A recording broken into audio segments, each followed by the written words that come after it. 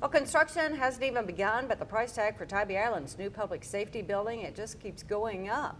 Well, the cost is now hundreds of thousands of dollars more than what they told us that it would be. WJCL working for you tonight to find out why and if this will impact other projects. Nick Notario spent the day sitting down with the leaders and has more. Nick, why has the cost changed? Well, like many projects, when you start to build stuff, you can run into unforeseen problems. But still, leaders say they could have done a better job with getting the word out on what the project could cost.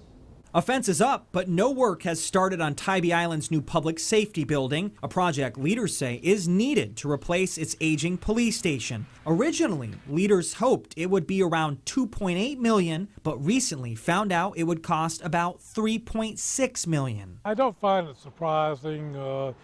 Typically in any construction process, there are things that are unforeseen. We're in the process of building the police station. In these projects, these things can be done now, then they need to be done now. Part of the reason why the cost keeps adding up, well, this right here, which happens to be the city's gas line and tank, now has to move, which added to the cost more than $100,000. Mayor Pro Tem Wanda Doyle had a feeling the lower price tag would be optimistic and work with city leaders to budget a higher amount. You do not feel like anyone was misled with the original price tag of this building?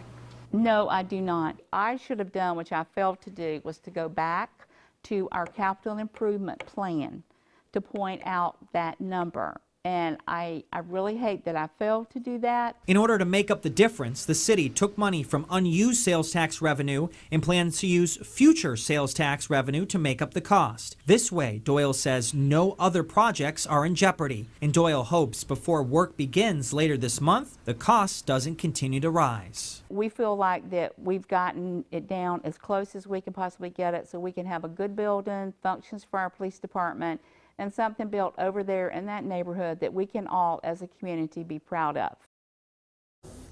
Construction should begin very shortly on this project, as soon as next week, and leaders hope the police department will move in there by later this fall, of course, if the price doesn't continue to rise on other unforeseen problems. Very important to cross your T's and dot your I's. Yes, and track the money. And it adds as we up shall. fast, doesn't Yes, it? it does. All right, appreciate it. Thanks, Nick. You're welcome.